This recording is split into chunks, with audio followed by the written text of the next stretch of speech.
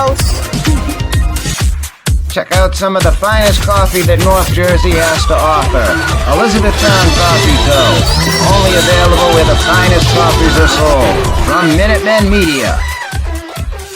Harley. Hey, what's up? Word up. How you doing? Sorry, it's my first Zoom call. How we doing tonight? Going over our Oak Ridge course first tag match with our big winner, Harley Davidson. What's up? Crazy 18th hole. Holy. Yeah, That felt good. Oh, how could that not feel good? Literally, yeah. That's like the perfect cast. Like if you were fishing, you know you're coming up with something. You got it right where you want it. Oh, yeah. It was just like out of your hand. It was like it was on a line. It was on a line. It was like that overhand that you got. You could really zip it. Like I'd be flying that thing all over the place. How do you do that? Well, that's just years of playing center field and throwing the home all the time. Well, you use it with your putt. A lot of people use that with their drive, but you use a forehand with your putt as well, very effectively. There were a couple of times where you just barely missed it. There was one where you dinked the top of the basket, but it was right dead center. And then there was that one on film that was, I'd say, about 100 feet out, maybe more. Yeah, maybe 115. Yeah. I mean, you were standing there, I was standing back, but yeah, it was 100 feet out. Yeah, those are always special to get. Yeah. So I was looking up. I've seen you had some nice finishes this year. A couple of seconds, a couple of thirds, a couple of fourths.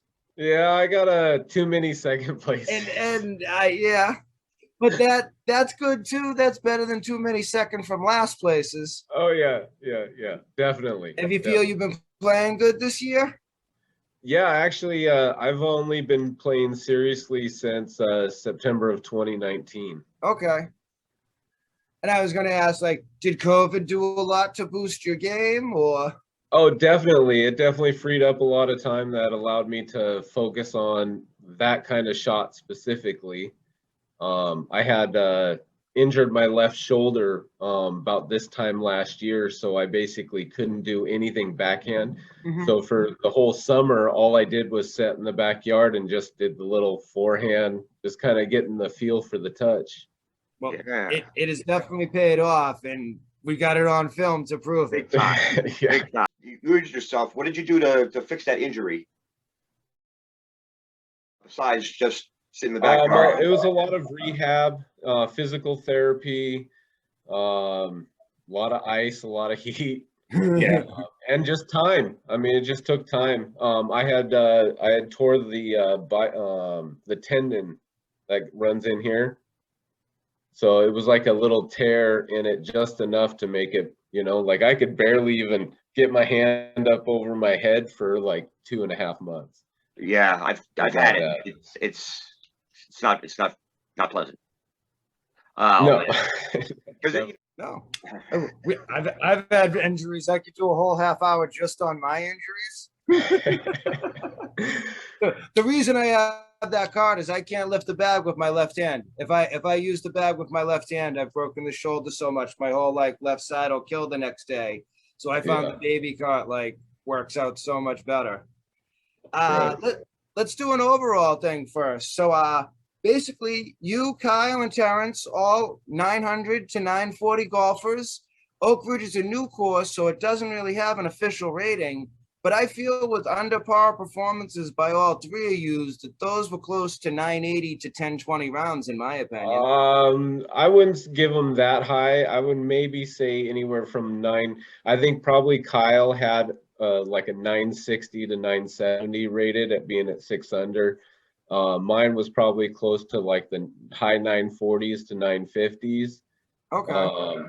And then, I think they'd probably be like 910 to 920 for the. I'm thinking at that course, par's probably going to be about 900. Okay. Due to the openness of it? The lightness of difficulty. I mean, they have a lot of great pin positions that require, a lot of protection around the basket that you have to get like specific shots in. But for the most part of it, the course is a bomber's course. So if you've got a big arm, you're going to do really well, and that even if you don't have a big arm, you can still do well if you've got, you know, a good middle game. Yeah. You know, it kind of gives for enough for everybody. The big guys that like to do bombs can have fun on the course, and so can guys that don't have big arms. You know, it's still fun enough, you know, to where they have the good lines that you can set yourself in position for next good shots. Yeah. Because I was looking at it, and my feel was like, oh, you could come here as a bomber, but if you can't control your fade at the end of your bomb, you're going to be leaving yourself in a bunch of bad positions where you're going to need a big second shot just to get back to par. Yeah, but that's not much true for this course. I mean, I would say, like, if you went to a wooded course and you had that kind of situation, you would have a lot harder time staying with the par than on a course that's as open as Oak Ridge is. Cool. You know, I mean, that's just like if you watch the pros play, you're going to see a lot more lower scores on the golf courses than you are going to see like at the fort or something. You know, it's a lot tighter. You got to be more perfection.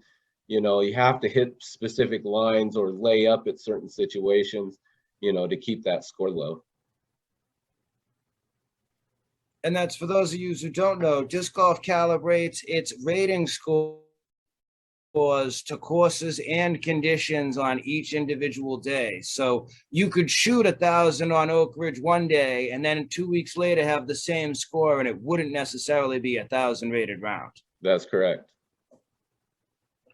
Let's talk about your front nine. Front nine? Yeah. Oh boy, I'm gonna have to pull it up. You had 3 birdies, no bogeys, all clean, but you did have a couple of missed birdie opportunities. I believe you had the forehand putt that hit off the front of the rim and dropped right down for a drop in. And then you had another one that was gut wrenching as I believe it hit for you. It would have been the left side of the chains and then just didn't grip and came out the basket. And that has to do with being consistent with putting. Yeah, I mean, everyone's putting was really on. Oh yeah. And then the back nine, you had the one amazing putt at the end. You had 3 birdies again, but then you had the missed Mando on 14 or 15, which is your one blemish for the day. 14. Yeah, 14. Yeah, it was 14. It was he threw a 5. UOB. Yep. And then, yeah, just put myself in. I thought I had the right disc that would fade out before the Mando, and it just held straight and didn't come back. So had to, you know, do my best to fight through. This is one of those holes where you're talking that, you know, you have a really good protected basket, and if you don't get a clean shot through off the drive, it's really hard to get par. I was just going to say, from looking at the card, that was the one hole that seems to be the most difficult on the course. I believe 3 people bogeyed on that hole. Well, 2 bogeyed, and I unfortunately got the double. I was trying to cover for you. No, it's, hey, you know what? And that's disc golf. Yeah, you know, it the is. course giveth and the course taketh away. Yeah. You know. No, and that's the right attitude to have. It was really nice playing with a bunch of players that weren't getting upset at all about anything, which is, you know, where you're playing with some players and they're killing the course, and every other hole they're complaining about something, and you want to be like, you're killing it right now. Like, you're having a great day. You're out disc golfing, and like, what's the sense of complaining about disc golf? Right. I mean, the most important thing is to go out, have fun, enjoy your time. And it's like, yeah, you're competing against each other, but you're rooting for each other at the same time. You know, it's not quite just an individual sport, but it's like, you know, a community sport. Oh, it's totally the grow the sport disc golf community. Yes. That's the biggest attraction to me to the whole scene. Absolutely. And this scene is growing extremely quickly. Do you want to give your thoughts on that? I mean, it's just like yeah. I mean, I picked up my first disc in 1987. I was actually in Sweden playing baseball, and one of the guys introduced disc golf to me, and I was like, what is this? Right? Went out, had a blast. I mean, that wasn't any good. Didn't know what I was doing. Ended up coming back to the States and found a disc golf course in my neighborhood and just kind of, you know, kept on it. I mean, I was busy playing baseball, so I didn't have time to be serious about disc golf, but, you know, I had a bunch of buddies that loved to play, and, you know, we go out, I play doubles every once in a while, do a bunch of casual rounds, nothing ever very serious, just out having fun. And then it wasn't until I moved to New Jersey and stopped playing baseball in 2019 that I was like, well, I guess it's time to find a new sport. And I've been playing disc golf. I love it. Why not start getting serious about it? Cool. Glad you are. Sport needs more players like you. Yeah. Well, it's all about just having fun and trying to be the best ambassador you can be, and, you know, guiding other people. We got to ask you, you were playing baseball in Sweden. What was that all about? Did you go there to try to take a shot? Well, actually, I went over there to play soccer. I was a goalkeeper growing up. Loved it. Ended up finding a baseball field while I was over there. Ended up talking to the coach, who happened to be from San Diego. And the rest is history. I quit playing soccer and started playing baseball over there for 2 years. So you're a natural athlete. No, I just love baseball, and I happen to be decent enough at it. You know, I wouldn't say I'm a pro or anything, but, you know, I've had a few championships in my time. There you go. There you go. And I think you're going to have some championships in your disc golf career too. Some big ones. I hope so. I'm trying hard to get there. You're all around it right now. You got to sink one soon. Oh, hopefully we'll be there when it happens. Yeah. Just to mention that the day after we recorded the Oak Ridge, we were up at Greystone, and I had Chris, Dan McGuire, and Travis, I can't remember his last name, but we ended up being on a card. We started on hole 10. We played the hole 11 was our second hole. Chris had a beautiful drive. My first one, I hit first available tree, but had a great second shot, which put me about maybe 20 feet in front of Chris's drive. We get up to our disc. He goes, throws out this beautiful hyzer that goes in for eagle. Nice. Right? He's like super excited. He runs up to the basket, right? He's standing maybe 20, 25 feet past the basket. I go up, throw my tomahawk, goes right in for birdie. Nice. I mean, and Dan McGuire standing in the back, he's like, oh my God, what did I just witness? Because we were both, I think we were about 180 to 200 feet out of the from the basket, throwing it in. Nice. It was like the shots that make you come back. Those are the shots that make you come back. Oh, absolutely. Those are what every disc golfer dreams of. Yeah. You know? So, I mean, it just, you know, having it that early in the round just kind of set a tone for the rest of the round. We were all on cloud 9 for pretty much the rest of the day, you know. After you see that, I mean, there's not much else to see. You know, you have confidence in your. We were just bummed we didn't have anybody filming it. MinuteMen Media available to film your personal rounds with personal commentary. Plug that in. Do you want to commemorate your favorite holiday or birthday? Or your favorite round of disc golf with a video? Do you want the commentary to maybe be pleasant?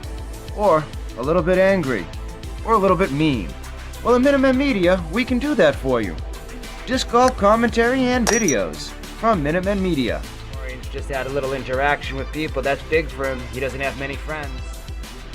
Now, for MinuteMen Media, have your own personal disc golf presented as it was tournament form. Have it for posterity. Show it to your friends. Be like, you don't think I hit that putt? There it is. I hit that putt. And I got a commentator talking about how awesome the putt I hit was. It's a once-in-a-lifetime opportunity to have your disc golf round recorded for prosperity.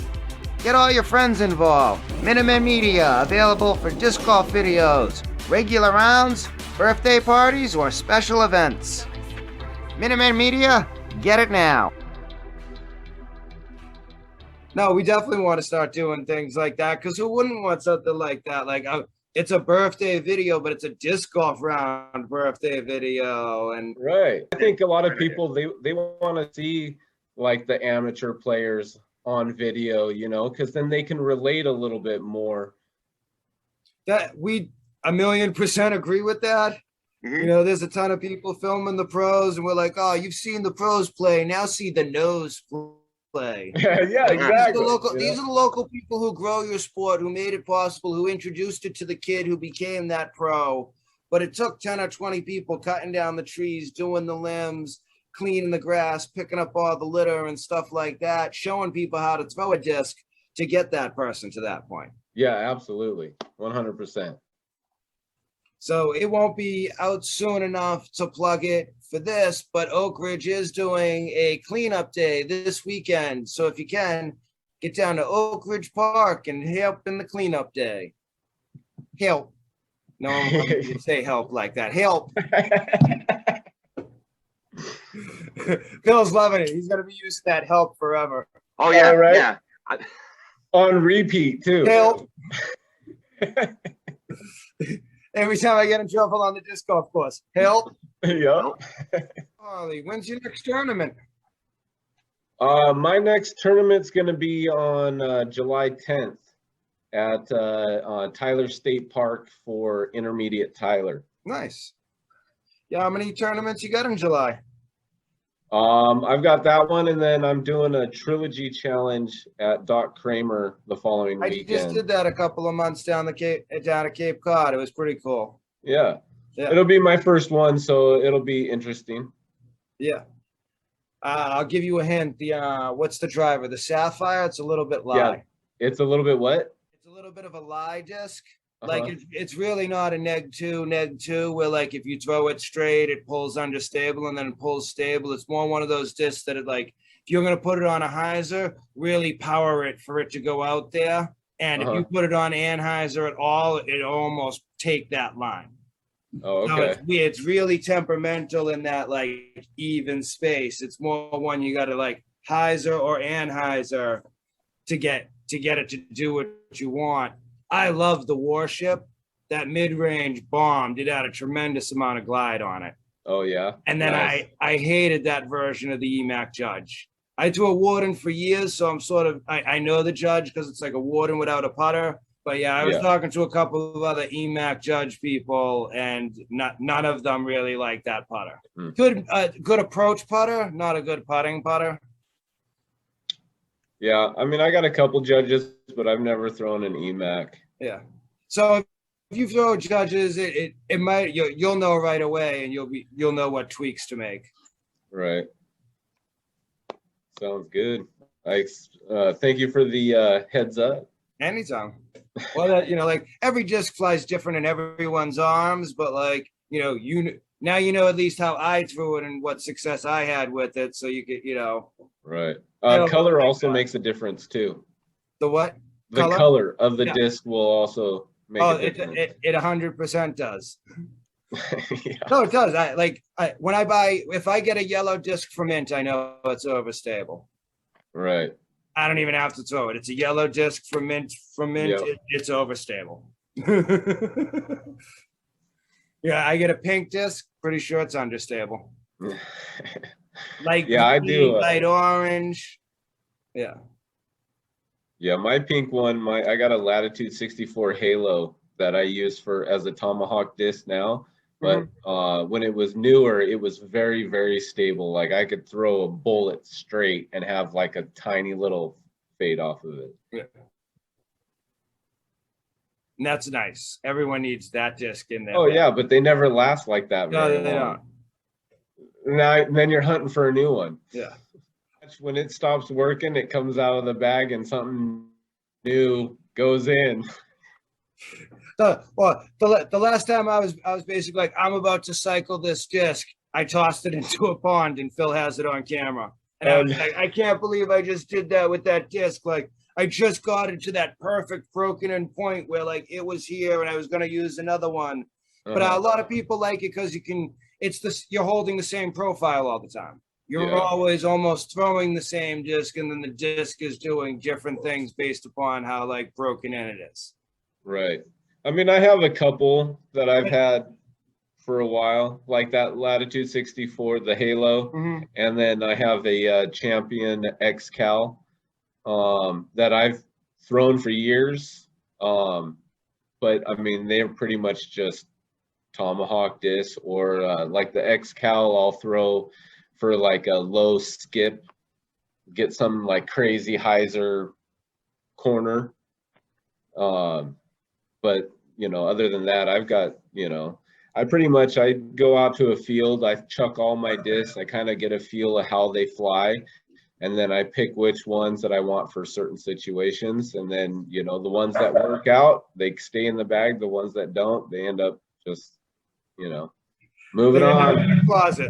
Yeah, they're practice discs, you know, until I figure out a way that I can actually throw it, and then it might end up back in the bag. You know, there's discs I've pulled out and then put back in, and then pulled out and put back in. So it's just kind of how you're feeling. Some discs are better in cold weather, some are better in warm weather. You know, it's just kind of knowing your disc and kind of getting just comfortable with what your weapons are, and then knowing when you step up to that tee and you see the line that you want, knowing exactly what disc and how you want to throw it, you know, and that's what makes you better.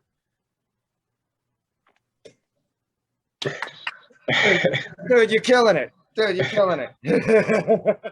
This is all stuff that I've actually learned in the last 2 years. Oh, I mean, I guess you're just, you know, like, it's everything that every disc golfer knows, but just like, you know, like, you're expressing it well. Like, yeah, you're killing it, bro.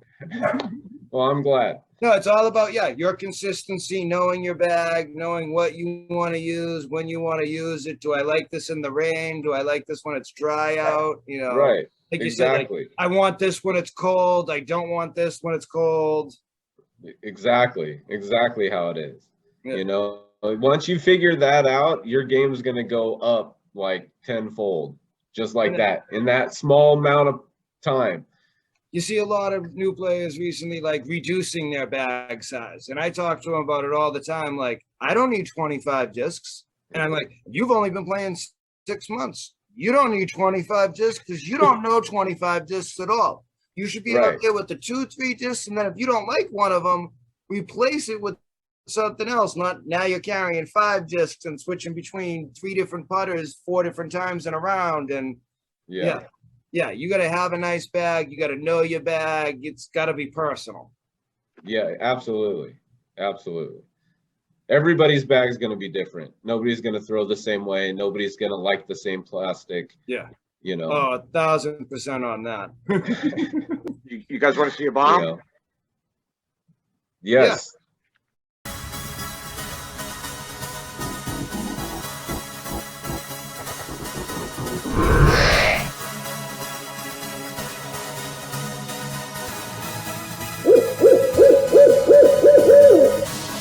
I'll tell you.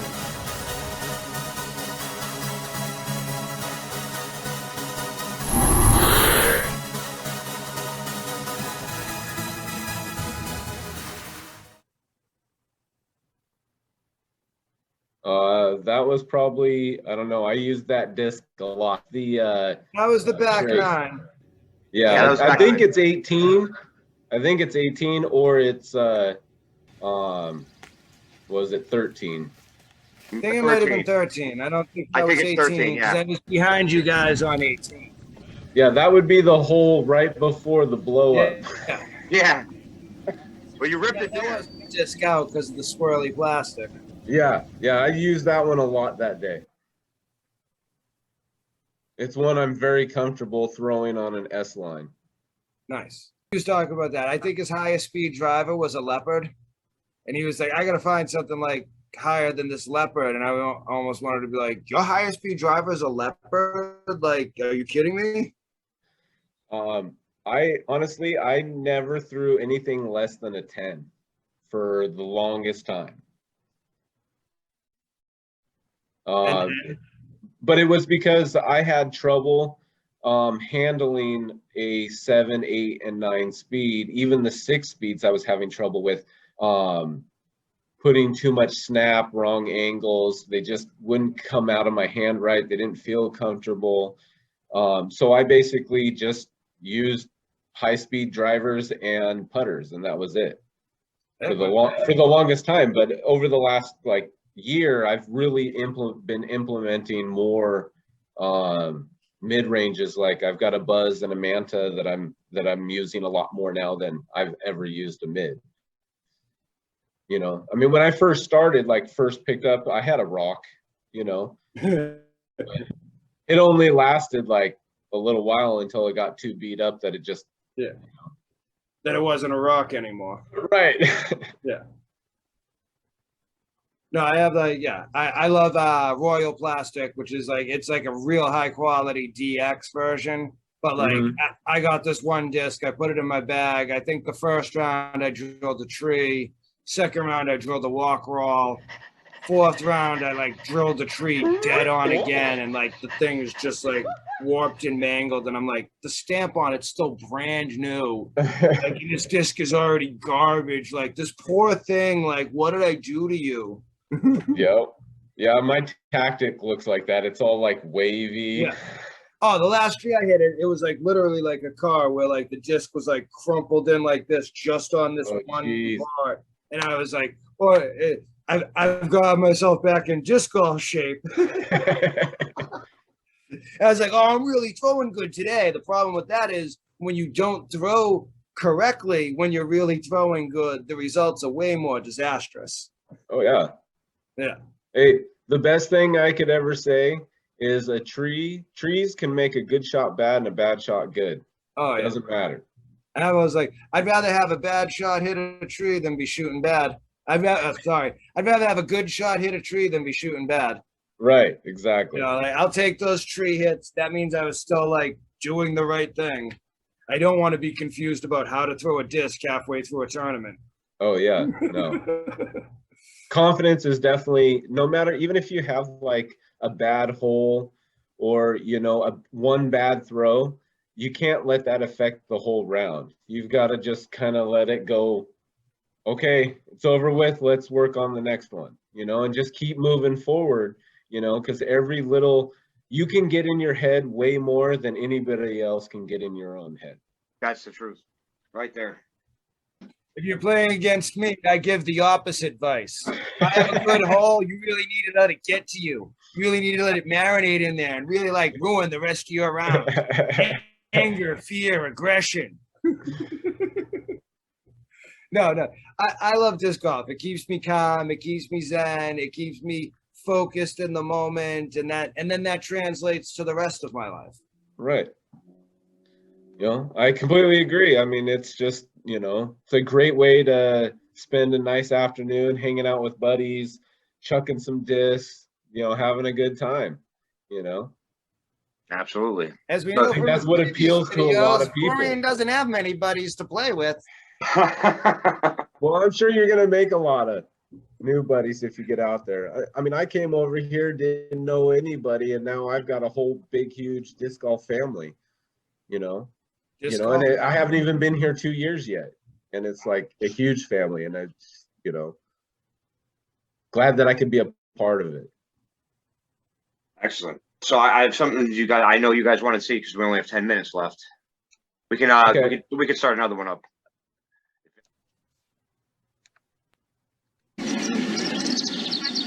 Oh yeah.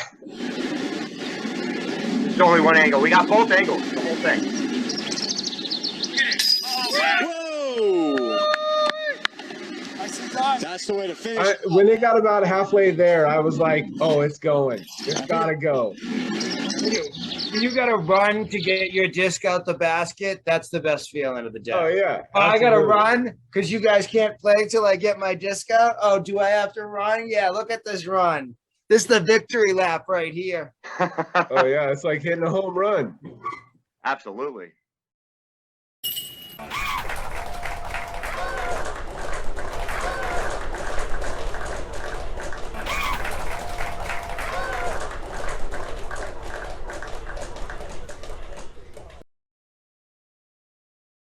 No, I was just kind of excited to see because that was like the first real attempt at I've tried to throw a roller on that hole. I didn't know if it was going to work at all, and it just happened to like be the best shot I've ever thrown.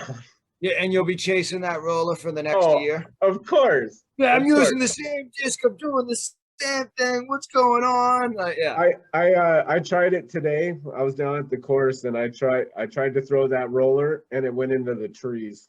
Yeah. I have like talk about putting a disc in the bag and out of the bag. I have this one, and like if I think it's a roller day, I'm like, all right, you're coming with me. Yeah, I think I'm gonna be in the woods a bit. I'm gonna need you.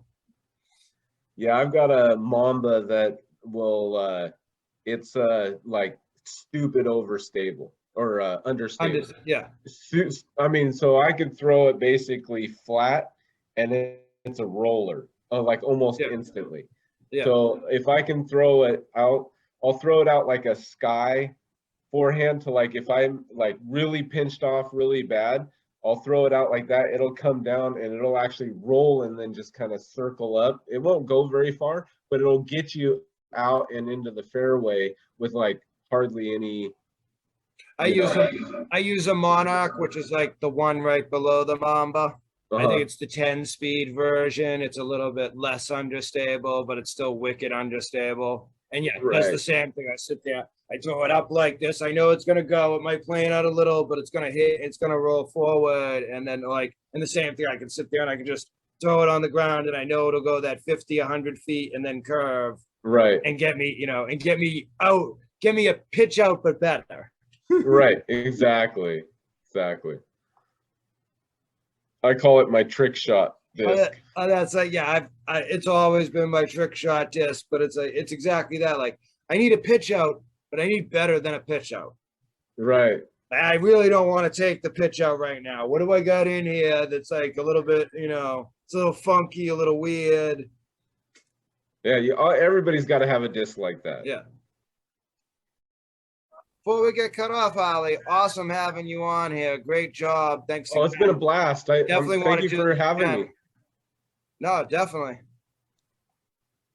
Yeah, maybe we can set something up when we're down for in Pennsylvania at the end of the month or the middle of August.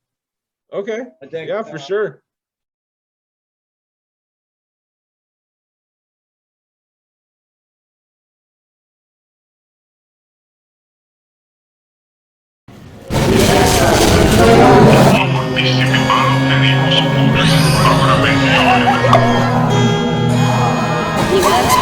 Diverso